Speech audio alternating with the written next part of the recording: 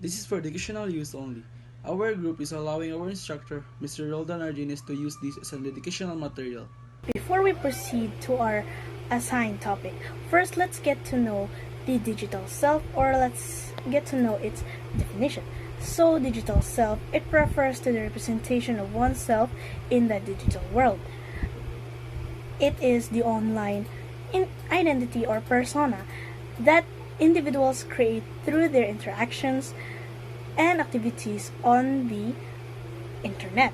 So, the digital self can include various aspects such as social media profiles, online communities, digital content, and online behavior. It is a way for individuals to express themselves, communicate with others, and participate in the digital landscape, which the digital self can be shaped and curated by individuals to present a certain image or narrative, and it can have both private and public. And digital self has two main types, which is the private digital self and the public digital self, which it can be further more explained by the group. A private digital self refers to the digital representation or persona of an individual that they manage in online or digital spaces while maintaining a focus on privacy and security. It involves the conscious effort to protect personal information, control data sharing, and maintain confidentiality in digital interactions. In simpler terms, private digital self is the confidential information that you store online, like your search history, online purchases, private files, and etc. So these are the examples of private digital self. So first is personal email. Your personal email account is a private digital self where you communicate with your close friends, families, and colleagues. It contains private conversations, personal informations, and even sensitive data. And next is private messaging apps. Messaging apps like WhatsApp, Signal, or Telegram allow you to have private conversations with specific individuals or group.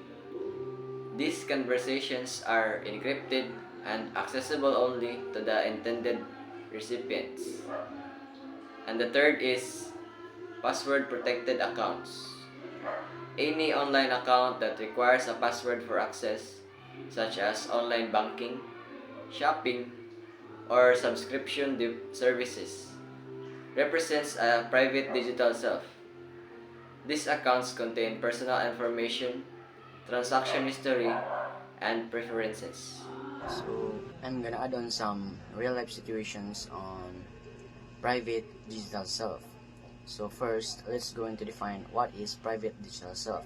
So private digital self refers to the individual's presence and identity to digital realm, including online platforms, social media, and other digital spaces.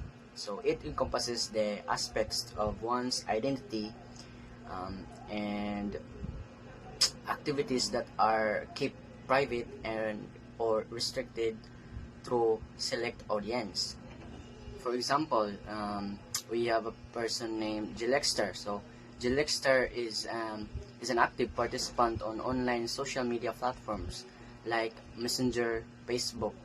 So these platforms serve as his digital world through the world, allowing him to stay connected with their friends and families, acquaintances, sharing of glimpses of his life, and sharing of his voice or thoughts through various topics. So Gilexter, one afternoon, while scrolling to his Facebook feed, he comes across a post discussing a controversial about a political issue. So the post triggers a strong reaction in him, and he feels compelled to to voice his opinion. So He write his detailed comment expressing his viewpoint.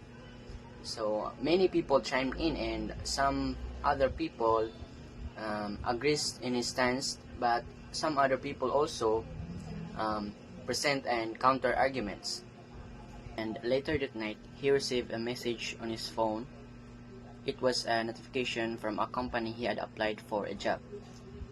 A company has viewed his profile in LinkedIn, a professional networking platform. He got word because he remembered the comment he made on a controversial topic and thought that it might have a negative impact on his job application.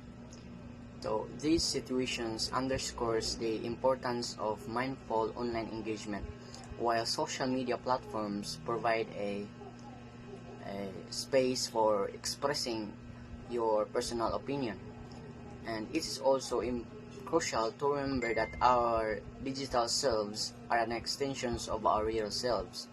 What we do or say online can influence people's perception on us, both personally and professionally. It's a reminder that the digital world isn't detached from the real world, but rather they are intertwined, and actions in one can have a consequences in the other. So, I'm the Cadet Jelixer El Salazar, and I'm here in front of you to discuss what is public digital self. So, public digital self is an opposite of private digital self. So, public digital self encompasses the aspects of our online presence and activities that are visible and accessible to a wider audience. It includes social media platforms, public blogging, public contributions, public online communities, public speaking engagements, online portfolios, online reviews and recommendations, and public professional profiles. So I will give one example of public digital self. For example, I'm blogging my habits, just like playing mobile games, and uploaded it in any social media platforms, just like YouTube, and in that way I'm engaging public digital self. So public digital self involves sharing informations, content, and interactions, expressing oneself, engaging in public discussions, and building a public online reputations. So that's all for the public digital self. Third example of public digital self, social media profiles. For example, Facebook, Instagram, Twitter, and LinkedIn, where individuals share, update, photos, opinions, and other personal content. Second, public blogging. Individuals maintain blogs on personal website where they publish articles, stories, tutorials on how to do things, or even reflection. Third is online portfolio. Professional and artists create a showcasing this work online through personal website or portfolio platform. These include graphic designer, photography, writers, and other projects. Fourth one is public speaking engagement. Videos or recording or public speeches are example of this one. Presentation or talk given in conference, seminars, and online webinars. This engagement highlights individual expertise and through leadership in particular field. So thank you. So this is just a continuation to Cadet Albaraz's part. So online reviews and recommendations, app like Amazon, where individuals share their experiences, opinions, and recommendations on products, services, or establishments. So another example is public forums or discussion boards. So participation in online forums or discussion boards or even comment sections where individuals engage in public discussion on various topics, offering insights and asking questions and exchanging views from others.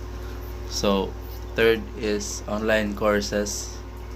So educators, experts, or enthusiasts creating and sharing online courses or tutorials on platforms such as YouTube.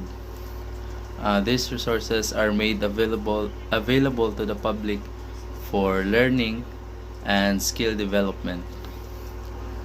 And the last one is public advocacy. So, using digital platforms to advocate for social, environmental, or political causes. This includes sharing information, organizing online campaigns, and mobilizing support for various issues. So, these examples illustrate the diverse ways in which individuals can manifest their public digital self, contributing to their digital footprint and shaping their online identity. Through these public expressions, individuals can connect with others, share knowledge, express creativity, and influence the digital landscape. The differences and similarities of private digital self and public digital self. So first is private digital self. Refers to the personal information and activities that we keep confidential and only share with a select group of people. It's like having a private diary or a secret club where only trusted individuals have access. This includes things like private messages, emails, and personal social media accounts that we don't want everyone to see. The differences of public digital self is it's like having a public profile or being part of public conversation. It involves sharing information and activities that are accessible to a wider audience. This includes things like public social media posts, comments, and interactions that can be seen by everyone. So let's move on to the similarities of private digital self and public digital self. So first is online presence. Both the private and public digital selves exist within the realm of our online presence. They are both representations of ourselves in the digital world. Second is personal identity. Both the private and public digital selves contribute to our overall personal identity. They shape how we are perceived and interact with others online. So the third is digital footprint. Both the private and public digital selves leave a digital footprint. This refers to the trail of information and activities that we generate online, which can be accessed and viewed by others. The fourth one is control and management. Both the private and public digital self require some level of control and management. We have the ability to control what information we share and how we represent ourselves online, regardless of whether it is meant to be private or public. And lastly, impact of relationships.